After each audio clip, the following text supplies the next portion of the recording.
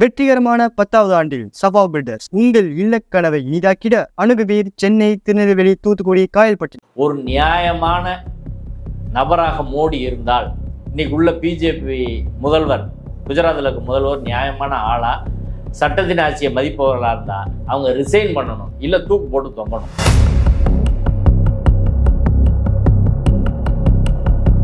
இந்த தீர்ப்பின் மூலம் நீதித்துறையின் மதிப்பு கூடியிருக்கிறது. அதே சமயம் மோடி அரசின் மதிப்பு தரந்தாழ்ந்து கீழே போயிருக்கு. உலக அரங்களை எல்லாரும் காரி துப்புற அளவுக்கு போயிருக்குது. அதுல எந்த சந்தேகம் கிடையாது. ஆனால் இவர்கள் காரி துப்புனாலும் முகத்தை தொடச்சிட்டு ராமூர்வையில் வச்சு இதே போல் குஜராத்தில் பாதிக்கப்பட்டவர்கள் இன்னும் பலர் இருக்காங்க. சஞ்சீவ் பட்னு ஒரு அதிகாரி ஆயுள் தண்டனை கொடுத்து போட்டு இன்னும் உள்ள கிடக்கிறாரு. எனவே இவர்களெல்லாம் நீதி என்பது 2024 இவர்களை ஆட்சியிலிருந்து இறக்கி இழப்புக்கு ஆளான பெண் தனது நீதியை பெற எவ்வளவு தூரம் பயணத்தை நடத்த வேண்டியிருக்குது. இன்னைக்கு அந்த ஊர்ல குற்றவாளிகள் அவன் பாட்டுக்கு இஷ்டத்துக்கு தெரிறா இவங்களை மிரட்டும். ஆனா இன்னைக்கு வரை அந்த பெண் தலைமுறைவாக தான் இருக்கிறாங்க நீதி வாங்குறது.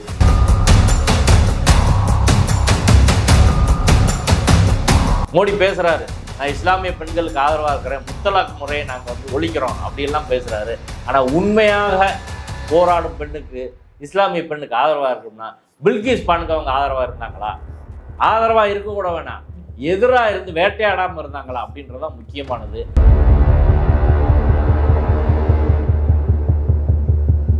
மிக முக்கியமாக சமூகத்துக்கும் அரசுக்கும் ஒன்றிய அரசுக்கும் உச்ச நீதிமன்றம் மற்ற நீதிபதிகளுக்குமே இதில் வகுப்படுத்திருக்கிறாங்க. அரசாங்கம் தைவரம் செய்த போது நீதிமன்றம் என்ன செய்யணுன்றத பல பக்கங்களில் சொல்லியிருக்கிறாங்க.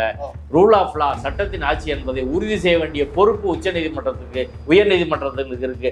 அதை நீதிமன்றம் செய்யணும்.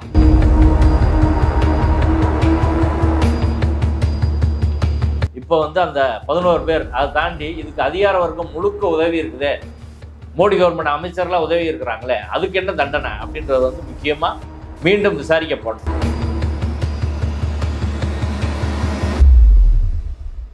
முறைகேடான தீர்ப்பு, அந்த தீர்ப்பு செல்லாது.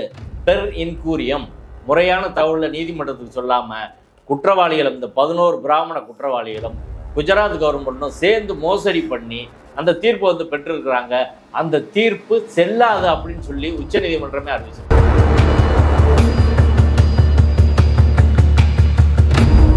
இந்த 11 பிராமணர்களும் எப்படி இப்படி மாறினாங்கன்றதுக்கான கதை அந்த கதைக்கான அடிப்படை ஸ்கிரிப்ட் எல்லாம் எழுதி நடைமுறைப்படுத்தியது RSS, பிஹெச்பியும் பாஜகவும் தான். சார் வணக்கம். வணக்கம்.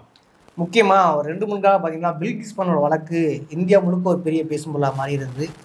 குறிப்பாக உச்சநீதிமன்ற நீதிபதி முக்கியமான விடயங்களை சொல்லி கற்றிருக்கிறார். அதே போல் அவர்களுக்கு அளிக்கப்பட்ட விடுதலையும் தடை செய்திருக்கிறார். எப்படி பார்க்குறீங்க? அது நீதித்துறையில்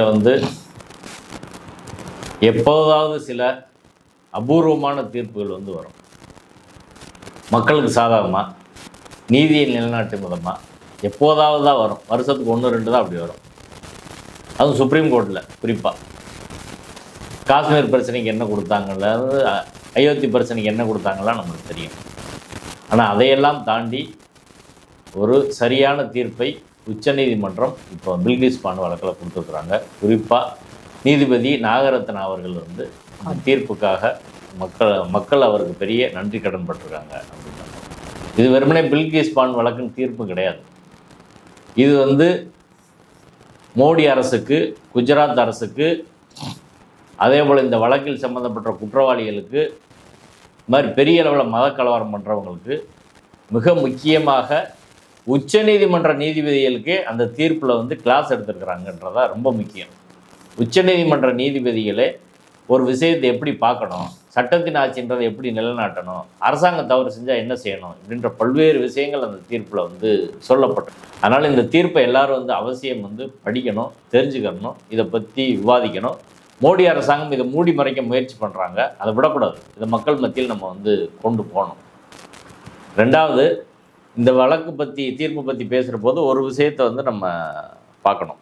அந்த பில்கிஸ் பானு வழக்கின் ரேப்பு, மர்டர் குற்றவாளிகள் விடுவிக்கப்பட்ட போது குஜராத் பிஜேபி எம்எல்ஏ ஒரு கருத்து சொன்னார். விடுவிக்கப்பட்ட 17 பேரும் பிராமணர்கள், அவங்க வந்து தப்பு செஞ்சிருக்க மாட்டாங்க அப்படின்னு சொன்னார். இப்போ இந்த தீர்ப்பையும் இவர்கள் பிராமணர்கள் அப்படின்றது ரெண்டு இணைச்சு வந்து பார்க்க வேண்டிய நிலைமை வந்து கண்டிப்பாக வந்து இருக்கதான் நான் பார்க்குறேன். ஏன்னா எந்த ஒரு சாதியும் பிறப்பினால் வந்து இவங்க குற்றம் செய்வாங்க அப்படின்றது கிடையாது. ஆனால் எந்த ஒரு சாதியை சேர்ந்தவர்களும் பாஜக ஆர்எஸ்எஸ் விஹெச்பியில் சேர்ந்தா என்ன ஆவாங்க அப்படின்றதுக்கான உதாரணம் தான் இந்த தீர்ப்பு. இந்த 11 பிராமணர்களும் விஸ்வ இந்து பரிஷத் ஆர்எஸ்எஸ் பாஜகவை சேர்ந்தவர்கள் தான், அதில் ஒன்றும் சந்தேகம் கிடையாது. இவங்க என்ன செஞ்சாங்க, அந்த சம்பவத்தை சுருக்கமாக சொன்னால் தான் வந்து இந்த விஷயம் என்னன்றது தெரியும். 2002 கோத்ரா சம்பவத்துக்கு பிறகு பில்கிஸ் பானு அதுக்கு பக்கத்தில் கோத்ரா பக்கத்தில் இருக்க அவங்க அம்மா வீட்டுக்கு வந்து போகிறாங்க. அப்போ அவங்க 5 மாத கர்ப்பிணி. வீட்டுக்கு போனால் ஊரே வந்து ஒரு கலவரமாக இருக்குது, எல்லா இடத்துலையும் தாக்குறாங்க அப்படின்னு சொன்னோடனே அவங்க குடும்பத்தை சேர்ந்த எல்லாருமே வந்து ஒரு 14-15 பேர் வந்து அப்படியே கிளம்பி வந்து உயிரை காப்பாற்றுறதுக்காக வந்து பக்கத்து ஊருக்கு போகிறாங்க. அங்கேருந்து வேறு இடத்துக்கு போகிறாங்க. இப்படியா சுற்றிக்கிட்டே இருக்காங்க. 3ஆவது நாள் வந்து அவங்கள வந்து இந்த 11 பிராமணர்கள் கொண்ட கும்பல் வந்து வழி மறைக்கிறாங்க.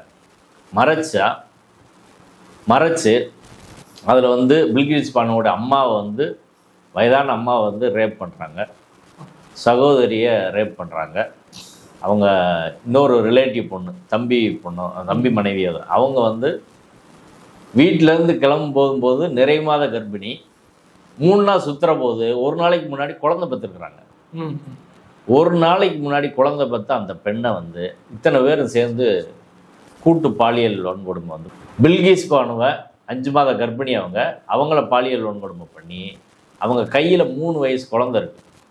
அந்த 3 வயசு குழந்தைய காலை பிடிச்சி பக்கத்தில் இருக்க கல்லில் பாறையில் ஓங்கி அடித்து தலையை செதற விட்டு வந்து கொள்கிறாங்க. அந்த குடும்பத்தில் இருக்க ஆண்கள் எல்லாரையும் முதல்ல கொண்டுடுறாங்க. அதுக்கப்புறம் பெண்களை ரேப் பண்ணுறாங்க, வரிசையாக ஒவ்வொருத்தராக கொள்கிறாங்க. இவங்களை கொண்டா நினச்சி போட்டு போயிடுறாங்க. அதுக்கப்புறம் வந்து இவங்க கொஞ்ச நாள் கழித்து வந்து தான் ஆஸ்பத்திரியில் தான் முழிச்சு வந்து இந்த பிரச்சனையை எடுத்துகிட்டு வெளில வராங்க, கம்ப்ளைண்ட் கொடுக்குறாங்க. குஜராத் போலீஸ் குற்றவாளியை நாங்கள் அடையாளம் கண்டுபிடிக்க முடியல அப்படின்னு சொல்லிடுறாங்க. அதுக்கப்புறம் இவங்க வந்து அங்கேருந்து தலைமறைவாகவே வாழ்ந்துக்கிட்டு இருக்காங்க. அங்கே வாழவே முடியலை, ஏன்னா மோடி ஆட்சி அன்னைக்கு இல்லை, அங்கே இருந்தால் உயிருக்கு ஆபத்து இல்லைன்னு சொல்லி வெளியூர்லேயே சுற்றிக்கிட்டு அதுக்கப்புறம் அவங்க உச்சநீதிமன்றத்தில் வழக்கு போட்டு வழக்கு சிபிஐக்கு மாறுது. சிபிஐ விசாரணை நடத்தி குற்றப்பத்திரிகை தாக்கல் பண்ணி மும்பை நீதிமன்றத்துக்கு அதுக்கப்புறம் வழக்கு சார்ஜ் ஷீட்டு குஜராத்தில் போடுறாங்க. அங்கேயும் மோடி கவர்மெண்ட் வந்து குற்றவாளிகளுக்கு ஆதரவாக வந்து இருக்கிறாங்க. உடனே இந்த வழக்கு உச்சநீதிமன்றத்தில் போட்டு குஜராத் மும்பைக்கு மாற்றுறாங்க. மும்பையில் வழக்கு நடந்து 2008 வந்து தீர்ப்பாகுது. ஆயுள் தண்டனை வந்து கொடுக்குறாங்க. அதுக்கப்புறம் 2024 14 வருஷம் முடிஞ்சோடனே அவங்கள வந்து ரிலீஸ் பண்ணுறாங்க. அதுக்கு பிறகு இவங்க வழக்கு போடுறாங்க. அந்த 2022க்கு பிறகு அந்த குற்றவாளிகள் எல்லாம் ஊரில் காலரை வந்து தூக்கி விட்டு இஷ்டத்துக்கு வந்து தெரியுறான்.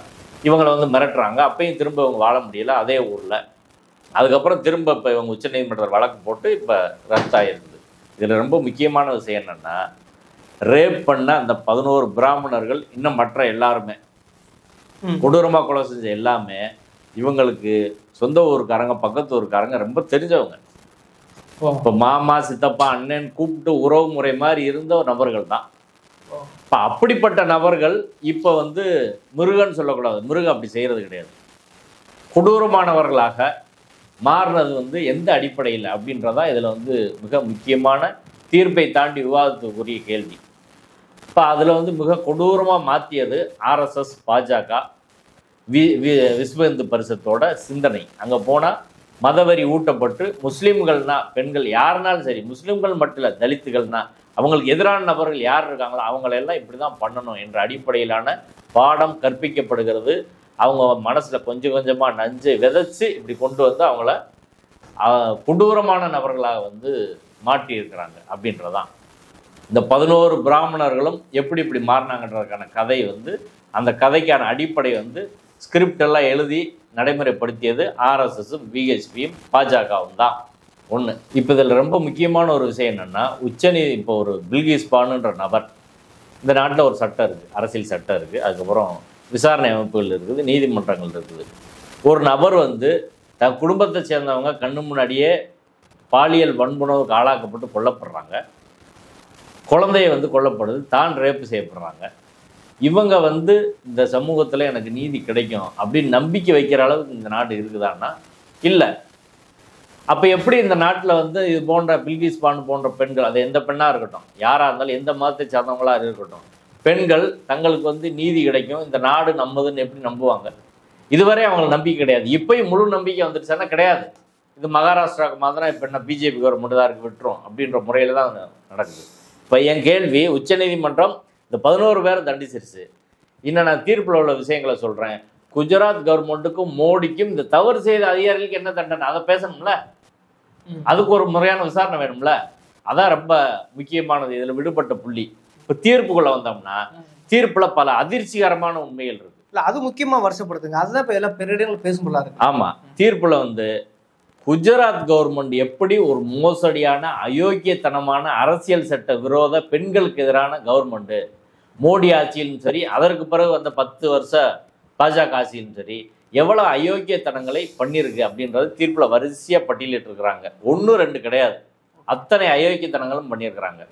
அதாவது விசாரணையில் வந்து முதல்ல வந்து விசாரணையிலையும் எப்படி குற்றவாளிக்கு ஆதரவாக செயல்பட்டாங்க, நீதிமன்றத்தில் எப்படி ஆதரவாக செயல்பட்டாங்க, அதற்கு பிறகு மாற்றின பிறகு இப்போ விடுவிக்கிறதுல என்ன ஆதரவாக செயல்பட்டாங்க. இந்த 3 விஷயங்கள் நீதிமன்றங்கள் ஏராளமான விஷயங்களை வந்து இவங்க என்ன ஃப்ராட் பண்ணியிருக்காங்கன்னு ஆவணப்படுத்தி இருக்குது. அதற்கு அவங்க கண்டிப்பாக வந்து பிஜேபி பதில் சொல்லணும். ஆனால் இது பதில் சொல்லாமல் தவிர்க்கிறாங்க.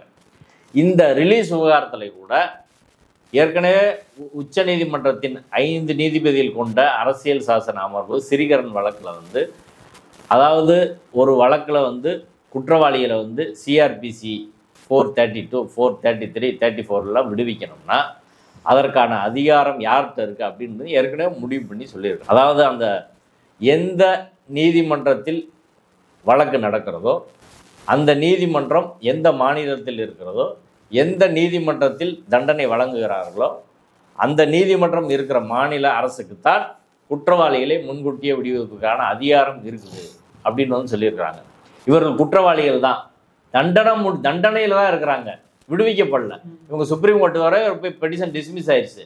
அப்படி இருக்கிற போது இவர்களை வந்து நன்னடத்தையில் விடுவிக்கிறது அப்படின்ற, குற்றவாளி இல்லைன்னு விடுவிக்கல, நன்னடத்தையில் விடுவிக்கிறது அப்படின்ற கேள்வி யாருக்கு அதிகாரம் சொல்லி உச்சநீதிமன்றத்தில் பல்வேறு வழக்குகள் வந்து கான்ஸ்டிடியூஷன் ஜட்ஜ்மெண்ட்ல கிளியராக வந்து, இப்போ தமிழ்நாட்டு வழக்கு கர்நாடகாவில் நடக்குதுன்னா அந்த கவர்மெண்ட் தான், தமிழ்நாட்டு வழக்கு ஆந்திராவில் நடக்குதுன்னா அந்த கவர்மெண்ட் தான்.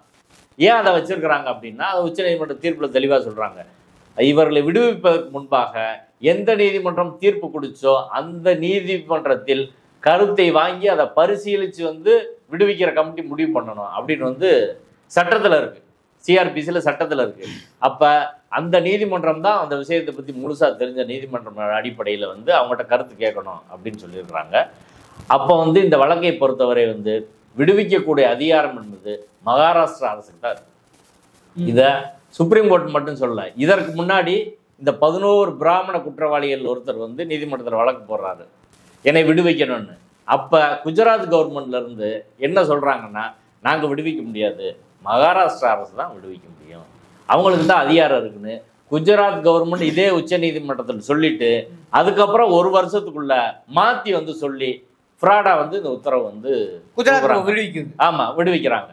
இப்போ அதில் வந்து சட்டத்துக்கு புறம்பானது, 100% சட்டத்துக்கு புறம்பானது. நீதிமன்றத்தில் மாற்றி மாற்றி பொய் சொல்கிறாங்க. முதல்ல வந்து நீ தானே சொன்ன மகாராஷ்டிரா தான் பவர்னு, திருப்பி எப்படி அதை மாற்றினன்றதான் கேள்வி. 2வது ஒரு வழக்கு போடுற போது அந்த வழக்கில் வந்து குஜராத் கவர்மெண்ட் விடுவிக்கணும், இது பரிசீலிக்கணும் உச்சநீதிமன்றம் சொல்லுது. அப்போ திரும்ப வரும்போது குஜராத் கவர்மெண்ட் என்ன சொல்லியிருக்கணும் அப்படின்றது முக்கியமானது. 2வது இதில் வந்து ஒருத்தர் மனு போட்டால் தான் விடுவிக்க முடியுங்க. இந்த 11 பேரில் ஒரே ஒரு ஆள் தான் மனு போட்டிருக்காரு, 10 பேர் மனுவே போடல. மனுவே இல்லாமல் எப்படி விடுவிச்சாங்க? நீதிமன்றம் கேட்குது, பதில் சொல்லு. மனுவே இல்லை, அவனே கேட்கல, நீங்கள் எப்படி? அப்போ அதே போல் டாக்குமெண்ட்ஸ் எல்லாம் பரிசீலிக்கிற போகிறது எல்லா ரிப்போர்ட் வருது, அந்த ரிப்போர்ட்டை பற்றி எங்கேயுமே சொல்லலை. இது சென்ட்ரல் கவர்மெண்ட்டுக்கு அனுப்புகிறாங்க சிபிஐ கேஸ்னால. சென்ட்ரல் கவர்மெண்ட்டும் ஒன்றிய அரசு மோடி அரசு உடனே அந்த ஃபைல் வந்து மூவ் ஆகுது. இப்போ தமிழ்நாட்டு நீட்டெல்லாம் மூவ் ஆகாது, வேறு எந்த ஃபைலும் மூவ் ஆகாது. ஆனால் உடனே அவங்க வந்து மூவ் பண்ணுறாங்க. மூவ் பண்ணி 1 மாதத்துக்குள்ள எல்லா வேலையும் முடிக்கிறாங்க. முடிக்கிறதுல எந்த இடத்துலையும் நீதிபதியோட கருத்தை பரிசீலித்து அதுக்கு ஒரு முடிவு சொல்லணுமா இல்லையா? எதுவுமே கிடையாது. நிறைய பேர் இதில் நெகட்டிவ் ரிப்போர்ட் கொடுக்குறாங்க, எந்த விஷயத்தையும் சொல்லலை, எல்லா டாக்குமெண்ட்டையும் மறைக்கிறாங்க. அதே போல் இந்த 11 குற்றவாளிகளும் நீதிமன்றத்தில் வந்து வழக்கு போடுற போது நீதிமன்றத்தில் உண்மைக்கு புறம்பான தகவலை முழுக்க சொல்லியிருக்கிறாங்க, பல விஷயங்களை சப்ரஸ் பண்ணியிருக்காங்க. அதனால் ஏற்கனவே ஒரு தீர்ப்பு ஏற்கனவே உச்சநீதிமன்றம் கொடுத்த ஒரு தீர்ப்பு வந்து முறைகேடான தீர்ப்பு, அந்த தீர்ப்பு வந்து செல்லாது, பெர் இன்கூரியம், முறையான தகவலை நீதிமன்றத்துக்கு சொல்லாமல் குற்றவாளிகளும் இந்த 11 பிராமண குற்றவாளிகளும் குஜராத் கவர்மெண்ட்டும் சேர்ந்து மோசடி பண்ணி அந்த தீர்ப்பு வந்து பெற்றிருக்கிறாங்க. அந்த தீர்ப்பு செல்லாது அப்படின்னு சொல்லி உச்சநீதிமன்றமே அறிவிச்சிருக்கு. இப்போ அறிவிச்சிருக்காங்க. பழைய தீர்ப்பை செல்லாதுன்னு சொல்லி அதே 2 பேர் பெஞ்ச் வந்து இப்போ வந்து அறிவிச்சிருக்கிறாங்க. இது மாதிரி இந்திய நீதித்துறை வரலாற்றில் நடந்ததே கிடையாது. ஃப்ராடு பண்ணி தீர்ப்பு வாங்கினா என்னன்றது தெளிவாகவும் சொல்லியிருக்கிறாங்க. ரெண்டாவது, குஜராத் கவர்மெண்ட் என்னென்ன மோசடி பண்ணியிருக்காங்க, சட்டவிரோதமாக எப்படி பண்ணியிருக்காங்க, அதிகார துஷ்பிரயோகம் எப்படி பண்ணியிருக்கிறாங்க, எல்லா விஷயத்தையும் பட்டியலிட்டிருக்கிறாங்க. என் கேள்வி வந்து அதில் தான் இருக்குது. இவ்வளவு அயோக்கியத்தனம் செய்தவர்கள், குற்றவாளிக்கு ஆதரவாக செயல்பட்டவங்க மேலே நீங்கள் ஏன் நடவடிக்கை எடுக்க சொல்லலை? அதையும் சொல்லியிருந்தால் அந்த தீர்ப்பு உண்மையிலே வந்து சரியாக வந்து இருந்திருக்கும். உரிய விசாரணை அதுக்கு வந்து இப்போதும் நடத்தப்பட வேண்டும். தனியாக விசாரணை நடத்தி எப்பயுமே வந்து இப்போ வந்து அந்த 11 பேர் அதை தாண்டி இதுக்கு அதிகார வர்க்கம் முழுக்க உதவி இருக்குதே, மோடி கவர்மெண்ட் அமைச்சர்லாம் உதவி இருக்கிறாங்களே, அதுக்கு என்ன தண்டனை அப்படின்றது வந்து முக்கியமாக மீண்டும் விசாரிக்கப்படணும் அப்படின்றது ஒன்று. ரெண்டாவது, இன்னொரு கேள்வி இப்போ என்னன்னா, மகாராஷ்டிராவில் இருக்கிறாங்க, பிஜேபி தானே இருக்கு, திரும்ப விட்டுருவாங்களா அப்படின்ற ஒரு கேள்வி வந்து இயல்பாக கேட்குறாங்க. ஆனால் அதுக்கு உச்சநீதிமன்றம் பதில் சொல்லியிருக்கு. ஒரு ரேப் குற்றவாளிகள் விடுவிக்கிறதுக்கு ஒவ்வொரு மாநிலத்துக்கும் ஒரு பாலிசி இருக்குது. அந்த பாலிசி படி தான் செய்ய முடியும். மகாராஷ்டிரா பாலிசி படி வந்து அவங்க வந்து ரேப் குற்றவாளிகள் விடுவிக்கக்கூடாதுன்னு வச்சுருக்கிறாங்க. அதனால் மகாராஷ்டிரா போனாலும் அவங்க வந்து சட்டத்தை மீறி அவங்க விடுவித்தாலும் கூட மீண்டும் உச்சநீதிமன்றத்துக்கு வருகிற போது இந்த வழக்கு என்பது மீண்டும் வந்து அவர்கள் சிறையில் தள்ளக்கூடிய ஒரு நிலைமையில தான் அது வந்து போகுமே ஒழிய அவ்வளோ ஈஸியாக வந்து இதே பெஞ்சுக்கு வந்தால், வேற பெஞ்சுக்கு வந்தால் என்னன்னு எனக்கு தெரியாது. அது ஒரு சிக்கல். ஆமாம், இதே பெஞ்சுக்கு வந்தால் கண்டிப்பாக வந்து உறுதியாக வந்து அவங்க திரும்ப உள்ளே போகிற ஒரு நிலைமை தான் வந்து இருக்கும். ரெண்டாவது, மிக முக்கியமாக இதுலேருந்துனாலும் இவங்க வந்து ஒரு சில விஷயங்களை வந்து கற்றுக்குருவாங்களான்றது உச்சநீதிமன்றம் பல்வேறு விஷயங்களை சொல்லியிருக்கு. அதில் மிக முக்கியமாக சமூகத்துக்கும் அரசுக்கும் ஒன்றிய அரசுக்கும் உச்சநீதிமன்றம் மற்ற நீதிபதிகளுக்குமே இதில் வகுப்படுத்திருக்கிறாங்க. அரசாங்கம் தயவரம் செய்த போது நீதிமன்றம் என்ன செய்யணுன்றத பல பக்கங்களில் சொல்லியிருக்கிறாங்க. ரூல் ஆஃப் லா, சட்டத்தின் ஆட்சி என்பதை உறுதி செய்ய வேண்டிய பொறுப்பு உச்சநீதிமன்றத்துக்கு, உயர் நீதிமன்றத்துக்கு இருக்கு. அதை நீதிமன்றம் செய்யணும். அது செய்ய தவறுனா இது போல சமூகத்தில் வந்து யாருக்கு நீதியின் மேல் நம்பிக்கை இருக்காது அப்படின்ற விஷயத்த பல பக்கங்களில் வந்து ரூல் ஆஃப் லான்றதை வந்து திரும்ப திரும்ப சொல்லியிருக்கிறாங்க. இந்த வழக்கின் தீர்ப்போட முக்கியமான அம்சமாக நான் அதை வந்து பார்க்குறேன். அது வேற யாருக்கும் கிடையாது, உச்சநீதிமன்ற உயர் நீதிமன்ற நீதிபதிகளுக்கு தான். ஏன்னா பல்வேறு வழக்கில் இன்னைக்கு உச்சநீதிமன்றம் எப்படி நடந்துக்கிறது, பொதுவெளியில் அது கடுமையான விமர்சனம் இருக்குது. நம்ம மட்டும் இல்லை, உச்சநீதிமன்ற நீதிபதிகளே பல பேர் வந்து சொல்லிட்டாங்க. உச்சநீதிமன்ற முன்னாள் வழக்கறிஞர் சங்க தலைவர் வந்து சொல்லிட்டாரு, இது வந்து மோடி அரசு வந்து நீதித்துறை நிர்பந்திக்கிறது, அதுக்கு ஆதரவாக நீதித்துறையில் பல்வேறு வழக்குகள் குறிப்பிட்ட சில நீதிபதிகளுக்கு ஒதுக்கப்பட்டு அவங்களுக்கு சாதகமான தீர்ப்புகள் பெறப்படுகிறது அப்படின்றத வந்து எல்லாரும் சொல்லிட்டாங்க. இதை நான் ஒன்றும் புதுசாக ஒன்றும் ரகசியமாக சொல்ல, ஓப்பனாக சொல்லிட்டாங்க. ஹிந்து பத்திரிகை எல்லா பத்திரிகைகளும் வந்து டிவியில எல்லாம் இன்டர்வியூ வந்து வந்துடுச்சு. இப்போ இந்த ஒரு சூழ்நிலையில் இந்த வழக்கின் தீர்ப்பு என்பது உச்சநீதிமன்ற நீதிபதிகளுக்கு ஒரு பாடமாக இருக்குது. இதற்கு முன்பு இந்த வழக்கை ஏற்கனவே நீதிபதி ஜோசப் அவர்கள் முன்னாடி வந்துச்சு. அப்போ அவரை விசாரிக்க விடாமல் பிஜேபி அரசாங்கம் முடிஞ்ச அளவு தடுத்தாங்க. ஏன்னா அவர் ரிட்டையர்ட் ஆக போகிறாரு, அதனால் வந்து வாய்தா தள்ளிக்கிட்டே போனாங்க. அப்போ அவரே சொன்னார், இந்த வழக்கை என்கிட்ட விசாரிக்கக்கூடாதுன்றக்காக நீங்கள் தள்ளுறீங்க, இது சரியான அணுகுமுறை கிடையாதுன்னு சொல்லி ஓப்பன் கோர்ட்டில் சொல்லிட்டு ரிட்டையர்ட் ஆகி போனார். ஆனாலும் அதற்கு பிறகு இந்த நீதிபதிகள் வந்து சரியான ஒரு முன்னுதாரணத்தை வந்து வச்சிருக்கிறாங்க. இந்த நீதிபதிகள் தான் பின்பற்ற தகுந்தவர்கள் அப்படின்றத நான் வந்து கருதுகிறேன். இந்த வழக்குன்னு ஒட்டுமொத்தமாக மக்கள் நம்ம இதை பார்க்குற போது இந்த தீர்ப்பு என்பது ஒட்டுமொத்தமாக இது மாதிரி சமூகத்தில் மேல் சாதிக்காரங்களாம் ரொம்ப சாஃப்டானவங்க, அவங்க வந்து குற்றம் பண்ண மாட்டாங்க அப்படின்ற மாயை வந்து உடைச்சிருக்கு. பார்ப்பனர்கள் மெஜாரிட்டியாக இருந்தால், பிஜேபி ஆர்எஸ்எஸ்ஸில் சேர்ந்தால் அவர்கள் எப்படி கொடூரமானவர்களாக எந்த ஜாதியை சேர்ந்தவர்களாக மாறுவாங்க அப்படின்றதுக்கான உதாரணமாக இந்த வழக்கு என்பது இருக்கிறது. அதனால் இதோட இணைச்சி வந்து நம்ம அதை புரிஞ்சுக்கணும். குறிப்பாக ஒரு நீதிக்காக போராடும் பெண் இந்த நாட்டில் வந்து எந்த அளவுக்கு வந்து போராட வேண்டிய தேவையும் அவசியம் இருக்குது. இந்த சிஸ்டம் வந்து அவங்களுக்கு எதிராக எப்படி நிற்குது. மோடி பேசுகிறாரு, நான் இஸ்லாமிய பெண்களுக்கு ஆதரவாக இருக்கிறேன், முத்தலாக்கு முறையை நாங்கள் வந்து ஒழிக்கிறோம் அப்படியெல்லாம் பேசுகிறாரு. ஆனால் உண்மையாக போராடும் பெண்ணுக்கு, இஸ்லாமிய பெண்ணுக்கு ஆதரவாக இருக்கணும்னா பில்கிஸ் பானுக்கு அவங்க ஆதரவாக இருந்தாங்களா? ஆதரவாக இருக்க கூட வேணாம், எதிராக இருந்து வேட்டையாடாமல் இருந்தாங்களா அப்படின்றதான் முக்கியமானது. இப்போ பெண்களுக்கு ஆதரவானது மோடி அரசு அப்படின்ற முகமூடியும் இதில் வந்து கிழிஞ்சிருக்கு. ஒரு பாதிக்கப்பட்ட ரேப்புக்கு ஆளான பெண் தனது நீதியை பெற எவ்வளவு தூரம் பயணத்தை வந்து நடத்த வேண்டியிருக்குது.